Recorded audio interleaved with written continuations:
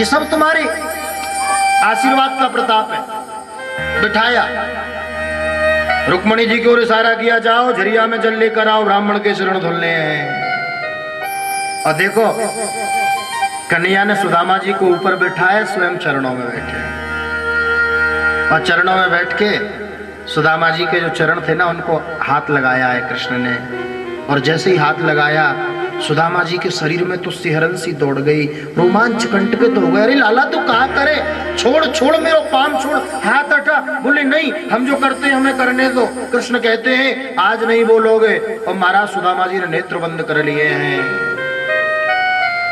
कन्हैया धीरे धीरे पैरों को देखते हैं। रुक्मणी जी जब तक झरिया में जल ले आई थी, लेकिन कन्हैया ने जैसे जैसे पैरों को देखा, पैर के तलवे में हाथ घुमाए ना तो कहीं कहीं कांटे लगे हुए थे।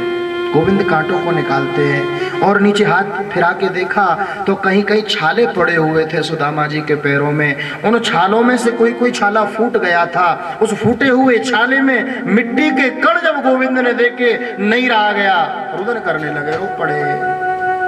देख सुदामा की दीन दशा, करुणा करके करुणा निधि रो, करुणा करके करुणा निधि रो। पानी परात को हाथ छुयो नहीं, नैनन के जल सो पग धो, नैनन के जल सो पग धो। आज कन्हैया इतना रुदन करते हैं। महाराज रुक्मणी जी झरिया में जल लेके खड़ी रही। कन्हैया कहीं के डालो इंतजार में थी, लेकिन कृष्ण ने अपने नेत्रों की अश्रुधारा के साथ महाराज सुदामा जी के चरण धुलाए हैं। और चरण धुल के जो जल हुआ था चरणामृत, कन्हैया ने अंजलि में लिया और जैसे ही पान करना चाहते थे सुदामा जी ने हाथ पकड़ लिया। अरे लाला कहा करे तू मेरो चरणामृत पीवेगो? हाँ सुदामा जी, ब्राह्मणों का मेरे ऊपर बहुत आशीर्वाद है, बहुत कृपा है। आज मैं जो करता हूं मुझे करने दो, रोको मत। कन्हैया ने हाथ हटाया सुदामा का और सुदामा जी के चरणामृत को पान किया। झाड़ी में जो जल था ना चरणामृत का वो दे दिया है रुक्मणी को, जाओ सभी को थोड़ा थोड़ा देना, इसका सिंचन करना, पूरे महल में सिंचन करना। दिव्य ब्राह्मण के चरणों का दिव्य प्रसाद है।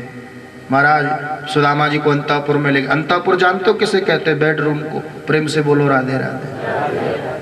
अंतापुर में ले गए कृष्ण, स्नान कराया, सुंदर वस्त्र धारण कराए, माथे पे तिलक लगाया और महाराज आसन पे बिठा दिया है गोविंद ने। रुक्मणी जी को इशारा किया, जाओ भोजन की व्यवस्था करो।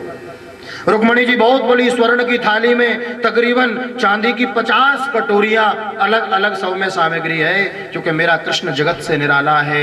56 प्रकार का भोग लगाता है। प्रेम से बोलो राधे राधे। 56 प्रकार के भोग थाली में सज के आगे सुदामा जी के सामने प्रस्तुत कर दी। कहा सुदामा भोग लगाओ। सुदामा जी देख के चकित रह गए। बोले कन्हैया ये कचौड़ी पकौड़ी मगोड़ी ये तो मैंने सपने में भी नहीं देखी, और ऐसो सुनो है मैंने तेरी कथा में कि ज्यादा चटपटो तीखो पकवान खाओ तो फिर बुद्धि खराब है जाए, और यदि ये मैं खाऊंगा मेरी बुद्धि खराब है गई तो जो 2-4 माला तेरे नाम की फेरू ना वो भी छूट जाएगी, या लिए मैं मुझे नहीं खाना, ले जा। अब कन्हैया कहते हैं सुदामा जी लड्डू खाओ, कचौड़ी खाओ, मगोड़ी खाओ, पकौड़ी खाओ, लेकिन शर्त इतनी है खाने से पहले मेरा भोग लगाओ। हाँ क्यों? क्योंकि भोग लगने से पहले उस वस्तु का नाम रहता है कचौड़ी, लड्डू, मगोड़ी, पकौड़ी, लेकिन भोग लगने के बाद वो प्रसाद हो जाता है। और प्रसाद खाने से बुद्धि बिगड़ती नहीं बल्कि बुद्धि संवरती है। भाई भगवान ये नहीं कहते कि दिन भर माला लेके बैठे रहो, भगवान ये भी नहीं कहते कि तीर्थ में जाके रहो। भगवान तो ये कहते हैं अपने जीवन में थोड़ी सी जगह मुझको दे दो प्यारे, थोड़ा सा स्थान दे दो, बस ज्यादा नहीं।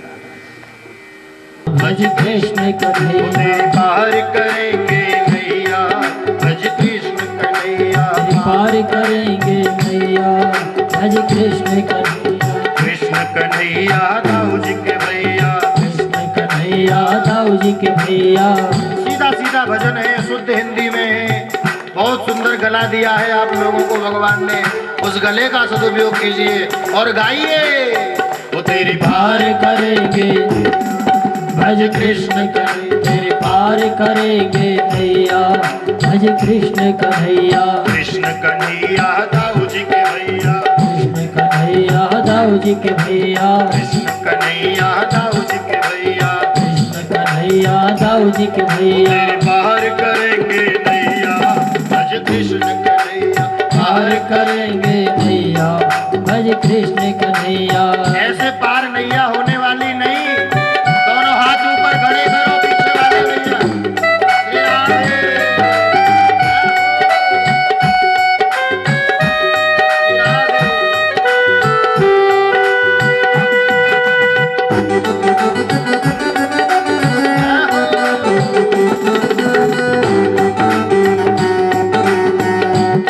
श्री राधे। बाल कृष्ण गोपाल हमारो बाल कृष्ण गोपाल हमारे बाल कृष्ण गोपाल हमारो बाल कृष्ण गोपाल हमारो ब्रजवासिन को प्राण प्यारो ब्रजवासिन को प्राण प्रिया बाल कृष्ण गोपाल हमारो बाल कृष्ण गोपाल हमारो ब्रजवासिन को प्राण प्यारो ब्रजवासिन को प्राण प्रिया नंद मेहर को छैया भज कृष्ण कन्हैया नंद महर को छैया भज कृष्ण कन्हैया भज कृष्ण कन्हैया पार करेंगे नैया भज कृष्ण कन्हैया श्री राधे।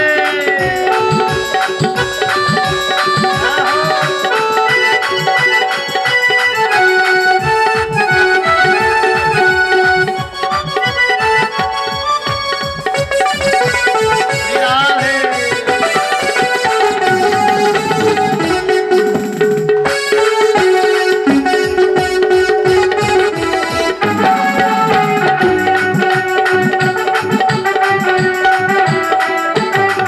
बाल संग धेनु चरावे बाल बाल संग धैनु चरावे बाल बाल संग धेनु चरावे बाल बाल संग धैनु चरावे लूट लूट दधि माखन खावे लूट लूट दर माखन खावे बाल बाल संग धेनु चरावे बाल बाल संग धैनु चरावे लूट लूट दधि माखन खावे लूट लूट दर माखन खावे माखन ये तो माखन चोर कन्हैया भज कृष्ण कन्हैया माखन चोर कन्हैया भज कृष्ण कन्हैया तेरी पार करेंगे नैया भज कृष्ण कन्हैया तेरी पार करेंगे नैया भज कृष्ण कन्हैया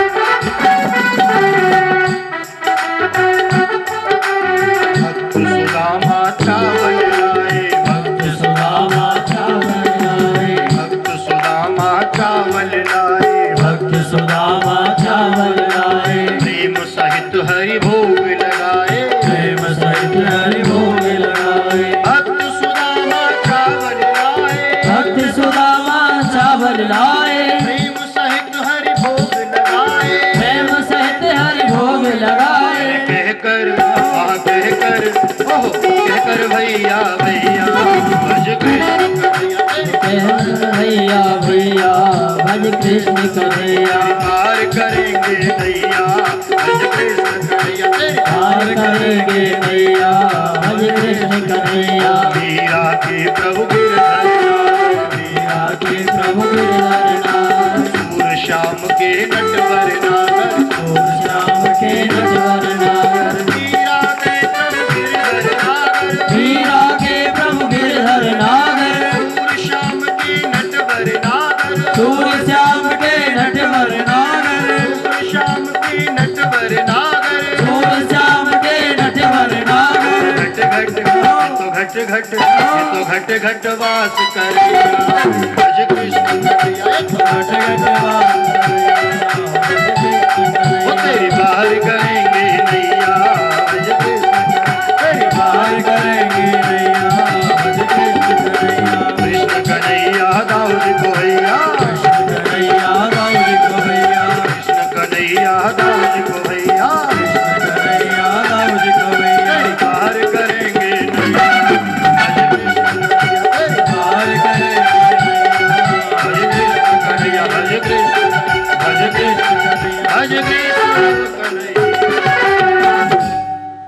पार करेंगे नैया, भज कृष्ण कन्हैया तेरी पार करेंगे नैया, भज भज कृष्ण कृष्ण। कन्हैया। बोलो कृष्ण कन्हैया लाल की, जय जय राधा रानी की जय हो। जय जय श्री राम। परमादरणीय श्री सुखदेव भगवान राजा परीक्षित को विश्राम दिवस की कथा श्रवण कराते हुए कहते हैं, राजन, दसम स्कंद के अंत में वेद स्तुति की गई, वेदों ने भगवान की स्तुति गाई, और यहाँ दसम स्कंद का विश्राम दसम पुष्प भागवत भगवान के चरणों में अर्पित। बोलो भागवत भगवान की। अब आया एकादश स्कंद, 11वां स्कंद, और 11वां स्कंद महाराज भगवान के सुधाम गमन की इसमें कथा है। भगवान कृष्ण किस प्रकार सुधाम गमन करके गए। एक बार एक क्षेत्र जिसका नाम है पिंडारक क्षेत्र, उस क्षेत्र में बड़े बड़े ऋषि मुनि तपस्या के लिए पधारे। अत्रि, वशिष्ठ, च्यवन, शरद्वान, भृगु, अंगिरा, कश्यप, वामदेव आदि ऋषि मुनि पधारे। समाधिस्थ थे, परमात्मा का भजन कर रहे थे। लेकिन उसी वन में भगवान के बालक घूमते घूमते आ गए, भगवान के यदुवंशी, भगवान के वंशज घूमते घूमते आ गए।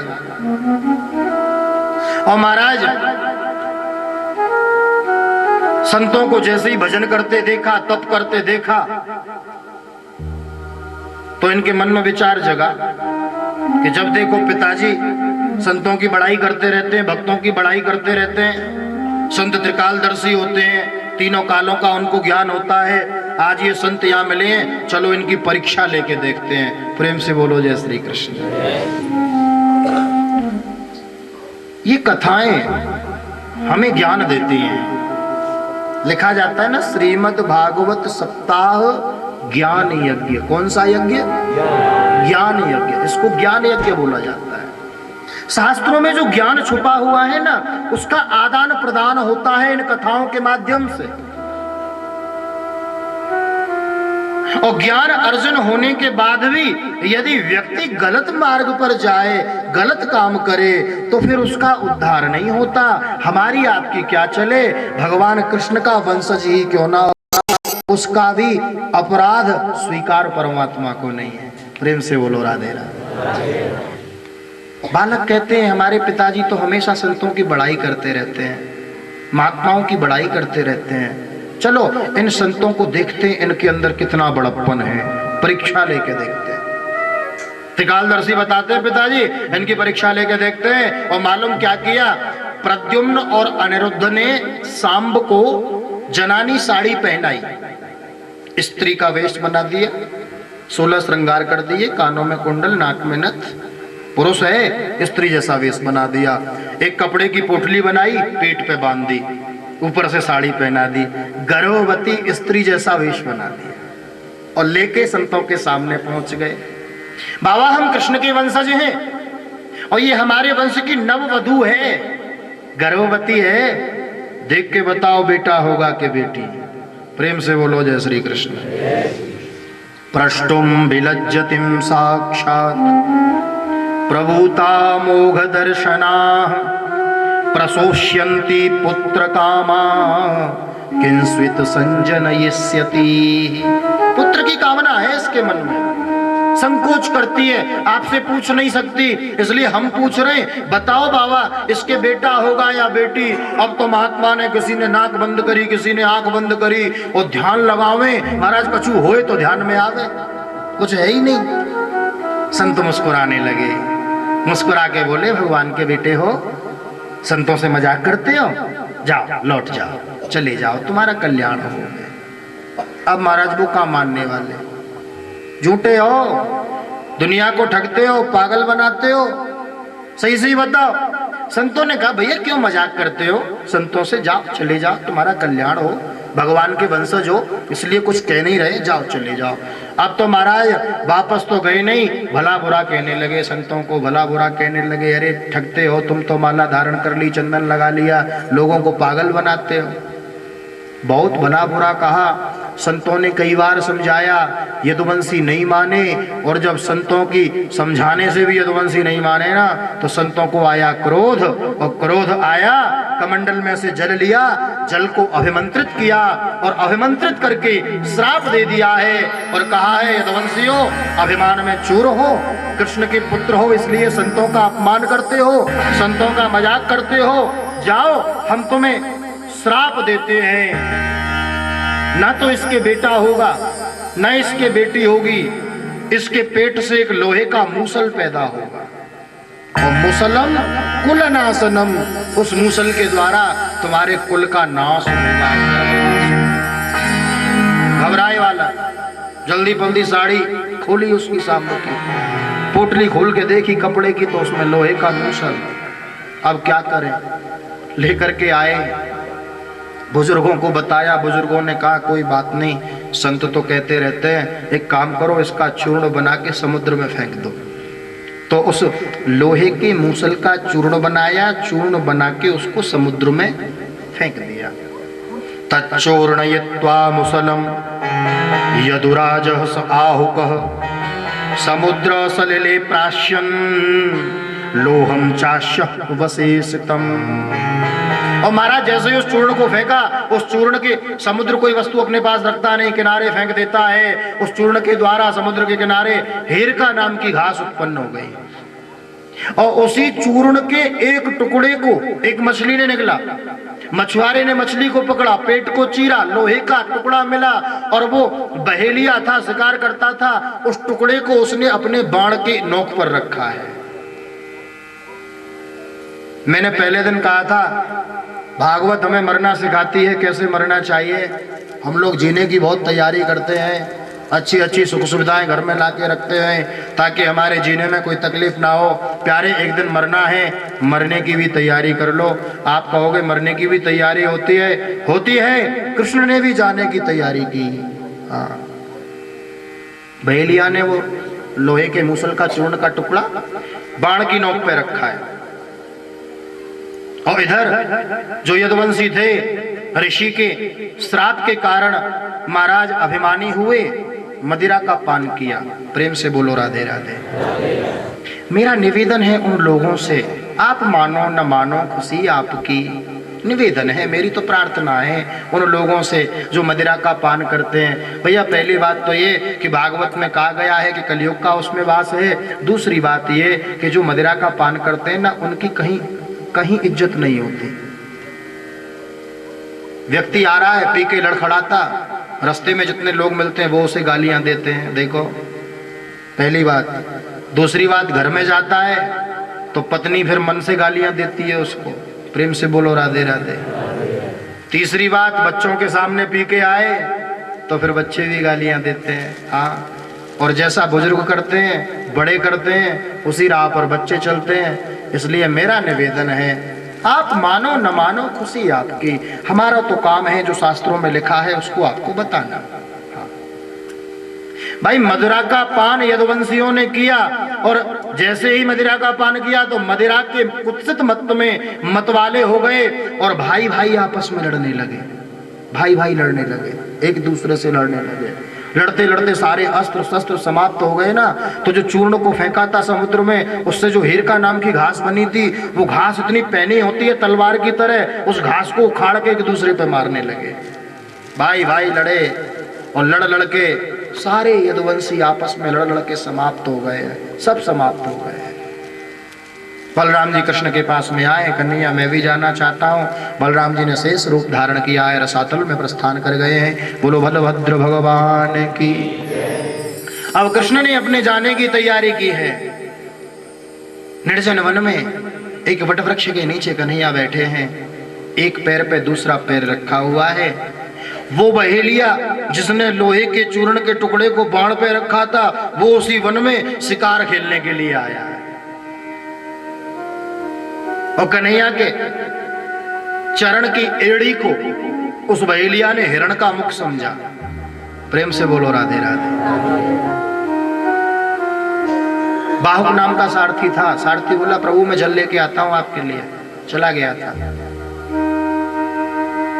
लेकिन जैसे ही उस बहेलिया ने कृष्ण के चरण की एड़ी को हिरण का मुख समझा है, निशाना साध के जैसे ही बाण छोड़ा है, महाराज तीर गोविंद के चरण में आके लगा है, रक्त बहने लगा है। बहेलिया आया दौड़ा दौड़ा चरणों में गिर पड़ा, प्रभु ये अपराध हो गया, मुझसे क्या हो गया, गलती हो गई, क्षमस करो। में कन्हैया कहते हैं भैया कोई अपने मन से नहीं करता, मैं ही ये लीला करा रहा था, मुझे जाना था इसलिए ये लीला मैंने कराई।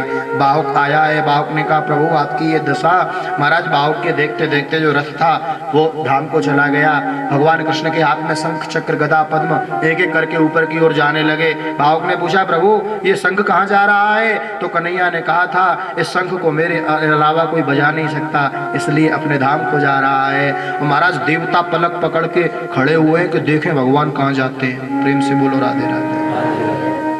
लेकिन देवताओं के देखते देखते, बाहुक के देखते देखते गोविंद एक क्षण में अंतर ध्यान हो गए हैं। बोलो भक्तवत्सल भगवान की, कृष्ण कन्हैया लाल की जय जय श्री राम। यदुवंश का संहार हुआ है। एकादश स्कंद में वैराग्य का वर्णन, वैराग्य का निरूपण किया गया है। कायेन वाचा मनसेन्द्रियर्वा बुद्ध्यात्मना भानुश्रुतस्वभावात् करोमि यद्यत् सकलम परस्मै नारायणायेति समर्पयेतत्। श्री सुखदेव भगवान कहते हैं दिन में अच्छा करो बुरा करो जो भी काम करो, रात्रि को सोते समय परमात्मा को अर्पित कर दो, अर्पित करके फिर विश्राम करो। तो जो तुम्हारे बुरे कर्म है ना, यदि तुम परमात्मा को समर्पित कर दोगे वो भी बुराई भी अच्छाई में बदल जाएगी। प्रेम से बोलो जय श्री राधे। महाराज एकादश स्कंद में भक्ति से हीन पुरुषों की कथा श्रवण कराई गई, उनकी दशा और स्थिति के बारे में वर्णन बताया गया।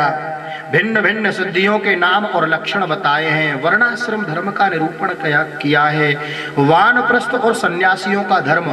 सन्यासी चार ही आश्रम हैं, ब्रह्मचर्य, गृहस्थ, वानप्रस्थ और सन्यास। चौथा आश्रम है सन्यास। जो सन्यासी महात्मा होवे, श्रीमद् भागवत में वर्णन है, उसे सन्यासी को अपना घर नहीं बनाना चाहिए, अपनी कुटिया नहीं बनानी चाहिए। और महाराज भिक्षा आटन करके घरों से भिक्षा ले लेकर आकर उससे अपना जीविका चलानी चाहिए। इसका वर्णन एकादश स्कंद के 19वें अध्याय में विस्तार से किया गया है। ज्ञान योग, कर्म योग और भक्ति योग का वर्णन किया गया है। 3 योग बताए हैं। एकादश स्कंद के अंत में महाराज एक तितिक्षु ब्राह्मण का इतिहास बताया गया, परमार्थ का निरूपण किया गया है और एकादश स्कंद का विश्राम। बोलो भक्तवत्सल भगवान की जय। एकादश पुष्प भागवत भगवान के चरणों में अर्पित। बोलो भागवत भगवान की जय। द्वादश स्कंध। द्वादश स्कंद में कलयुग के राजाओं का वर्णन और महाराज युग धर्म का वर्णन।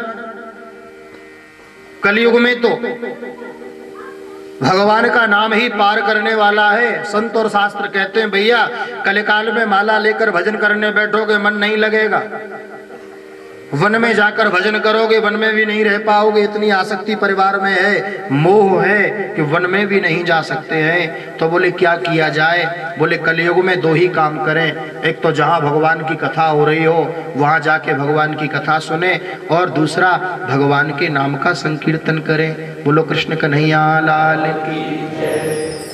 परमादरणीय सुखदेव भगवान राजर्षि परीक्षित को अंतिम उपदेश देते हैं और कहते हैं राजन, आज से 7 दिन पहले तुम्हारे ऊपर कलयुग का प्रभाव पड़ा था और तुमने समीक ऋषि के गले में मृत सर्प डाला था। समीक ऋषि के पुत्र श्रृंगी ऋषि ने तुम्हें 7 दिन में मरने का श्राप दिया था। आज तुम्हारे 7 दिन पूरे होने वाले हैं। ब्राह्मण के श्राप से उत्प्रेरित होकर तक्षक सर्प आएगा, वो तुम्हें काटेगा। राजन एक बात बताओ, क्या तक्षक सर्प के काटे जाने से तुम मरोगे? राजा कहता है प्रभु मेरा जन्म ही नहीं हुआ तो मैं मरूंगा क्यों? क्योंकि मैं शरीर नहीं, मैं तो आत्मा हूँ। सुखदेव भगवान ने कहा राजन मैंने जान लिया, तुमने कथा सुनी है। और सुखदेव भगवान वहाँ से खड़े हुए हैं और प्रस्थान करने लगे हैं। महाराज धूप दीप नैवेद्य से पूजा की है सुखदेव भगवान की। बोलो सुखदेव भगवान की। हरि कथा सुनाने वाले, हरि की कथा सुनाने वाले, तुमको लाखों तुमको लाखों।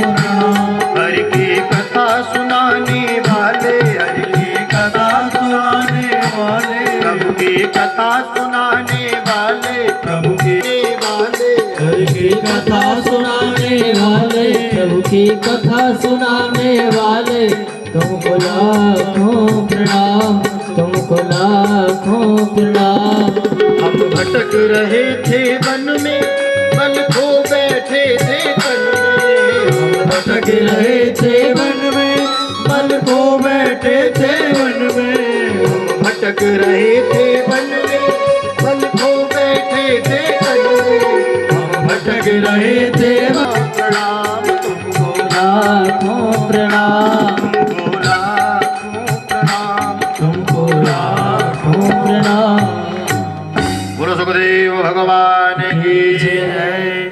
सुखदेव भगवान वहां से प्रस्थान कर गए हैं। समय व्यतीत हुआ है। परीक्षित के पुत्र जन्मेजय महाराज बड़ी सुरक्षा की है। सैनिकों को लगा दिया हाथ में तलवार लेके, सर्प आएगा देखते ही काट देना, उसे जला के फेंक देना। लेकिन तक्षक सर्प एक पुष्प के अंदर कीड़े के रूप में आए और पुष्प पहुंच गया राजा के पास में, और वहां तक्षक ने विकराल रूप धारण किया है। विकराल रूप धारण करके परीक्षित के शरीर का दंशन किया है। पार्थ भौतिक शरीर जल करके नष्ट हुआ है। आत्मा तो कब की परमात्मा में जाके मिल चुकी थी। बोलो भक्तवत्सल भगवान की। महाराज परीक्षित के मोक्ष की कथा श्रवण कराई। इधर जन्मेजय ने सर्पों को नष्ट करने के लिए सर्प यज्ञ का आयोजन किया। हवन कुंड में स्वाहाकार बोलता तो आकाश मार्ग से सर्प आके कुंड में स्वाहा होते।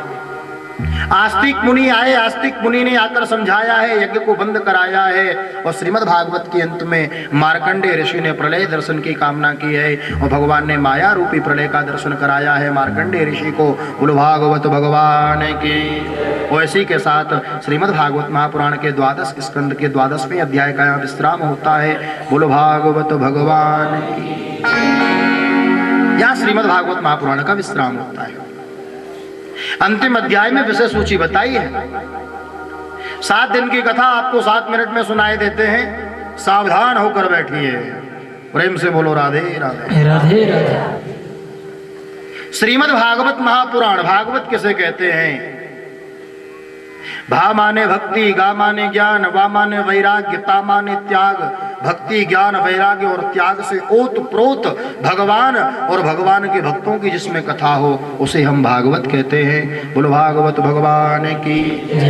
12 स्कंद हैं। 12 स्कंद से पहले श्रीमद् भागवत का महात्म है। महात्म की कथा आपने पहले दिन सुनी थी। महात्म स्वयं भागवत पुराण ने नहीं, पद्म पुराण ने गाया है। 6 अध्याय में महात्म की कथा। भक्ति नारद संवाद, ज्ञान वैराग्य के बुढ़ापे को दूर करने के लिए हरिद्वार में भागवत की कथा का आयोजन। कथा में नारद जी का पूछा जाना कौन कौन करता है? सनत कुमारों के द्वारा महाराज धुंधकारी के प्रेत की मोक्ष की कथा श्रवण कराना। श्रीमद् भागवती वार्ता प्रेत पीड़ा विनाशिनी। महाराज किसी को लगे कि किसी के घर में प्रेत बाधा, भूत बाधा, कोई उपरला चक्कर है, भागवत की कथा श्रवण करने से भूत प्रेत की भी मुक्ति हो जाती है। बोलो भागवत भगवान की जय। महात्मा का विश्राम। प्रथम अध्याय आरंभ। प्रथम स्कंद में 19 अध्याय और प्रथम स्कंद में महाराज सुखदेव और परीक्षित के जन्मों की कथा, पांडवों की कथा, परीक्षित के द्वारा ऋषि का अपराध और ऋषि पुत्र के द्वारा परीक्षित को 7 दिन में मृत्यु का श्राप लगना। श्रीमद् भागवत के प्रथम स्कंद का विश्राम। प्रथम पुष्प भागवत भगवान के चरणों में अर्पित। बोलो भागवत भगवान की जय। अब आया द्वितीय स्कंद। द्वितीय स्कंद भागवत का सबसे छोटा स्कंद, 10 अध्याय। सद्यो मुक्ति, क्रम मुक्ति, नाम महिमा का वर्णन। और द्वितीय स्कंद में सुखदेव भगवान की वाणी का प्रादुर्भाव। मन को नियंत्रित करने के लिए 4 बातें नियंत्रण में करनी है। दूसरे दिन की आपने कथा सुनी थी। श्रीमद् भागवत का द्वितीय स्कंद विश्राम गुरु भागवत भगवान की जय। तृतीय स्कंद 33 अध्याय विदुर मैत्री संवाद, कपिल देवहूति संवाद। और महाराज तृतीय स्कंद के अंतर्गत ही माता देवहूति को भगवान कपिल सदुपदेश देते हैं, वैराग्य का उपदेश देते हैं। तृतीय स्कंद का विश्राम तृतीय पुष्प भागवत भगवान के चरणों में अर्पित गुरु भागवत भगवान की जय। चतुर्थ स्कंद 31 अध्याय सती चरित्र। महाराज ध्रुव जी के वंश की कथा, हम सभी ने ध्रुव जी की कथा श्रवण की। 4.5 वर्ष की आयु में जिन्होंने परमात्मा को प्राप्त कर लिया, आज भी समाज में ऐसे कितने लोग हैं, बुढ़ापा आ गया, मरने वाले हैं, जाने की तैयारी है, लेकिन निर्णय नहीं कर पाए भगवान होते हैं या नहीं, भगवान है भी या नहीं। 4.5 वर्ष की आयु में ध्रुव जी ने भगवत धाम की प्राप्ति की है। ध्रुव कथा से यह शिक्षा मिलती है कि भगवान का भजन आज से, अभी से, जब जागो तभी सवेरा, जब पता चल जाए उसी दिन से आरंभ कर देना चाहिए। बोलो ध्रुव जी महाराज की जय। चतुर्थ स्कंद विश्राम चतुर्थ पुष्प भागवत भगवान के चरणों में अर्पित। बोलो भागवत भगवान की जय। पंचम स्कंद 26 अध्याय प्रियव्रत के वंश की कथा। प्रियव्रत के आग्नेत्र के नाभि के ऋषभदेव के भरत जी महाराज वन में गए थे भजन करने के लिए।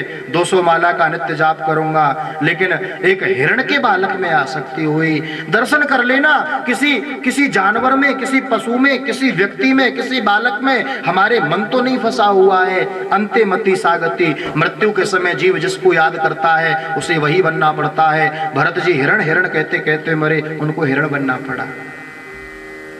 हिरण के शरीर में भगवान का स्मरण किया, हिरण का शरीर छूटा है, ब्राह्मण कुल में जन्म मिला है। ब्राह्मण कुल में माँ भद्रकाली के सामने बलि चढ़ाने के लिए महाराज उनको कोल भीलों ने रखा है। माँ भद्रकाली ने कोल भीलों का उद्धार किया है।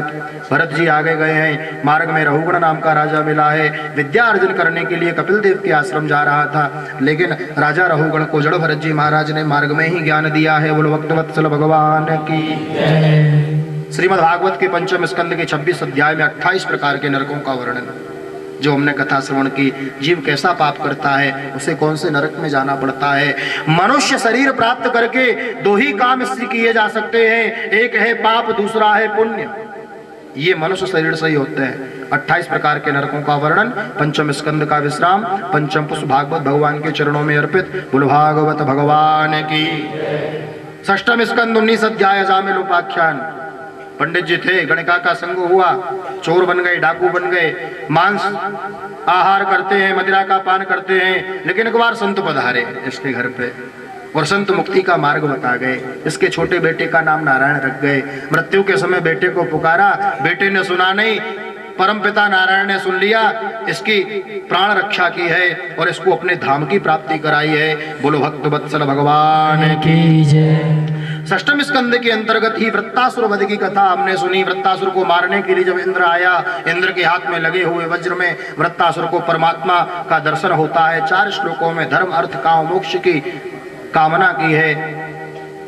षष्ठम स्कंद का विश्राम भागवत भगवान के चरणों में अर्पित। बोलो भागवत भगवान की। सप्तम स्कंद प्रहलाद चरित्र की कथा। भक्त प्रहलाद के मुख से निकल गया था, खंबे में भी परमात्मा है और भक्त की बात की रक्षा करने के लिए प्रभु नृसिंह बने हैं। बोलो नृसिंह भगवान की। सप्तम पुष्प भागवत भगवान के चरणों में अर्पित। बोलो भागवत भगवान की। अष्टम स्कंद 24 अध्याय गजेंद्र मोक्ष की कथा। हाथियों का राजा, बहुत बड़ा परिवार, एक बार सरोवर में स्नान करने के लिए गया। ग्राह ने पैर को पकड़ा है, अभिमान में बहुत देर युद्ध करता रहा, लेकिन जब कोई काम नहीं आया, पत्नी बच्चे कोई काम नहीं आए, सुनेरी मैंने निर्बल के बल राम, जब कोई नहीं आता मेरा श्याम आता है, मेरे दुख के दिनों में वो बड़े काम आता है। गजेंद्र मोक्ष की कथा। अष्टम स्कंद में समुद्र मंथन की कथा, वामन भगवान की कथा, मत्स्यावतार की कथा। अष्टम स्कंद भागवत भगवान के चरणों में अर्पित। बोलो भागवत भगवान की। नवम स्कंद 24 अध्याय सूर्यवंश के राजाओं की कथा। महाराज सूक्ष्म रूप से राम कथा का वर्णन और एक श्लोक में कृष्ण कथा का वर्णन। नवम स्कंद भागवत भगवान के चरणों में अर्पित। बोलो भागवत भगवान की। अब आया दसम स्कंद। दसम स्कंद के 2 भाग, पूर्वार्ध और उत्तरार्ध। पूर्वार्ध में महाराज 49 अध्याय भगवान कृष्ण के जन्म की कथा, मथुरा में जन्म लेना, मथुरा से गोकुल में जाना, 6 दिन के हुए पूतना को मारा, 1 वर्ष के हुए सकट भंजन किया, 2 वर्ष के हुए तृणावर्त को मारा, अगासुर बकासुर धेनुकासुर आदि राक्षसों का उद्धार किया है, 7 वर्ष की आयु में 7 कोस लंबे चौड़े गिरि को धारण किया है। बोलो गिरिधारी भगवान की। 11 वर्ष 56 दिन की आयु में मथुरा गए हैं, मथुरा जाकर मामा कंस का उद्धार किया है, नाना उग्रसेन को राजा बनाया है और यहाँ पर पूर्वार्ध का विश्राम भागवत भगवान के चरणों में अर्पित। बोलो भागवत भगवान की। उत्तरार्ध 41 अध्याय। कंस की 2 पत्नियां हस्ती और प्राप्ति, पिता जरासंध के पास जाकर शिकायत करना, जरासंध का 17 बार चढ़ाई करना, मथुरा के ऊपर 18वें बार जब आक्रमण किया है, भगवान रण छोड़कर भागे हैं। बोलो रण छोड़ रहा है भगवान की। समुद्र के बीचों बीच द्वारिकापुरी का निर्माण, मार्ग में रेवत नाम के राजा मिले, रेवती नाम की कन्या के साथ बलराम जी का विवाह, प्रभु द्वारिकाधीश कहलाए। बोलो द्वारिकाधीश भगवान की। द्वारिका में एक ब्राह्मण का पत्र लेकर आना, पत्र रुक्मणी का भेजा हुआ था, 7 मंत्र उसमें लिखे हुए थे।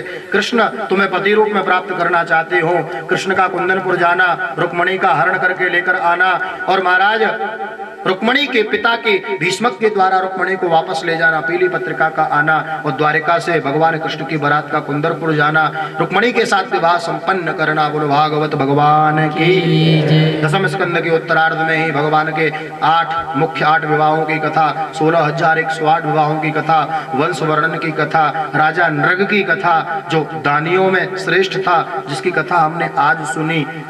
और महाराज 10वें स्कंद के अंत में ही सुदामा चरित्र की कथा जो हमने अभी श्रवण की है। बोलो भक्तवत्सल भगवान की। 10म पुष्प भागवत भगवान के चरणों में अर्पित। बोलो भागवत भगवान की। 11 स्कंद 31 अध्याय। नव योगेश्वर संवाद।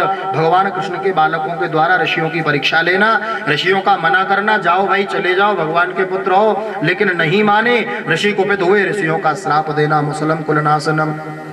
और महाराज उसी मूसल के द्वारा जो घास पैदा हुई, घास के द्वारा यदुवंशियों का संहार, उसी मूसल के चूर्ण के एक टुकड़े के द्वारा भगवान का स्वधाम गमन। बोलो भागवत भगवान की।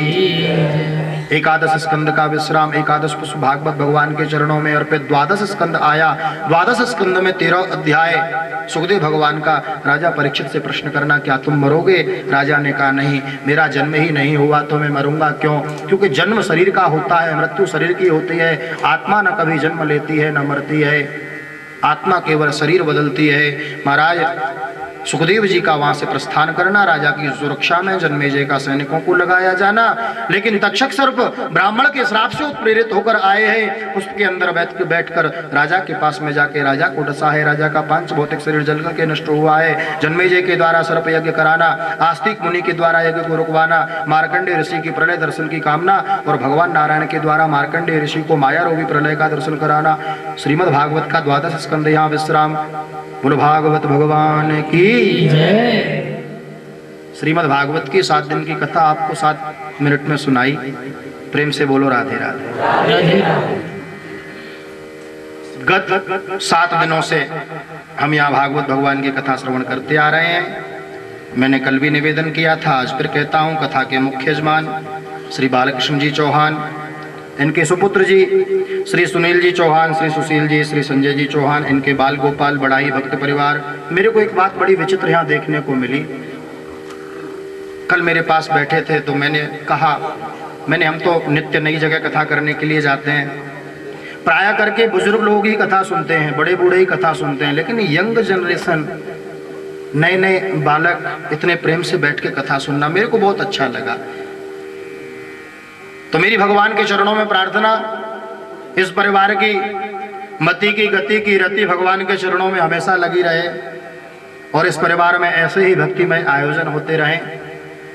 धन्य है वो परिवार, धन्य है वो लोग जो अपने गांव में, अपने घर में, अपने नगर में भागवत कथा के आयोजन कराते हैं। इस कथा से केवल चौहान परिवार का कल्याण नहीं, इस कथा से केवल चुन्नी गांव का कल्याण नहीं, इस कथा की आवाज जहां जहां तक गई वहां तक रहने वाले जीव जंतु, खग मृग, पशु पक्षी, वृक्ष, सबका कल्याण हुआ है। बोलो भागवत भगवान की जय। दूसरी बात आपको बताऊं, जिस परिवार में ऐसी कथा होती है, पितृलोक में उनके पितर आनंद मनाते हैं, प्रसन्न होते हैं कि देखो हमारे बेटा बेटी ने भी हमारे निमित्त ऐसी कथा की है।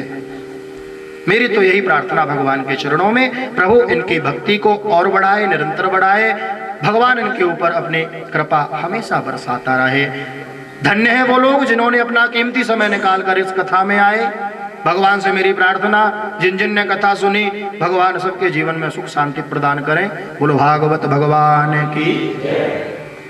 अब देखो, पिछले 7 दिनों से हम आपको कथा सुना रहे हैं। हाथ खड़ा करके बताओ किस किस ने कथा सुनी? सबने सुनी।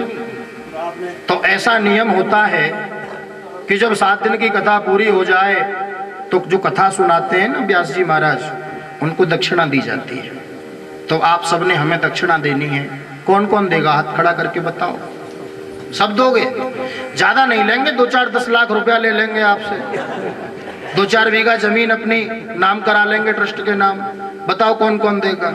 हाँ, चक्कर में पड़ गए भैया। ये भागवत कल्प वृक्ष है, और कल्प वृक्ष की विशेषता होती है, इसकी छाया में जो बैठता है ना, उसे किसी चीज की कमी नहीं रहती। तो हमें तो इसकी छाया मिली हुई है, हमें सब कुछ प्राप्त है, किसी वस्तु की कमी नहीं। सबसे बड़ी वस्तु परमात्मा है, परमात्मा का संग मिला हुआ है। हमें आपके रुपए पैसे की दक्षिणा नहीं चाहिए। प्रेम से बोलो राधे राधे। अपने जीवन की एक बुराई, अपने जीवन की एक बुराई मेरे को व्यासपीठ में यहाँ दक्षिणा के रूप में दे देना, बस वही मेरी दक्षिणा है। अपने माता पिता से, गुरुजनों से जो कुछ हमने सीखा है, टूटी फूटी वाणी से आपके सामने प्रस्तुत किया।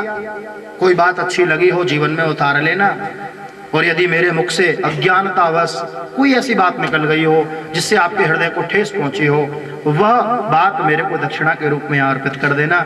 बस यही हमारी दक्षिणा है। प्रेम से बोले राधे राधे, जय जय श्री राधे राधे। आइए, यहाँ संकीर्तन होगा, उधर पूर्णाहुति का कार्यक्रम चलेगा। 2 मिनट भगवान नाम संकीर्तन, उधर पूर्णाहुति, पूर्णाहुति के बाद तत्पश्चात आरती, आरती के बाद सभी लोग प्रसाद लेकर ही यथा स्थान प्रस्थान करेंगे। बोलो कृष्ण कन्हैया लाल की, राधा रानी सरकार की, जय जय श्री राधे। एक निवेदन और, शांति बनाए रखें। पिछले 2 दिनों से मैं बोल रहा हूँ, विश्व जन कल्याण भागवत प्रचार संघ पारमार्थिक ट्रस्ट, हमारे यहाँ जो पुरोहित जी थे श्री अरविंद जी शर्मा, इसको, इस क्षेत्र का, इनको यहाँ का मुखिया बनाया गया।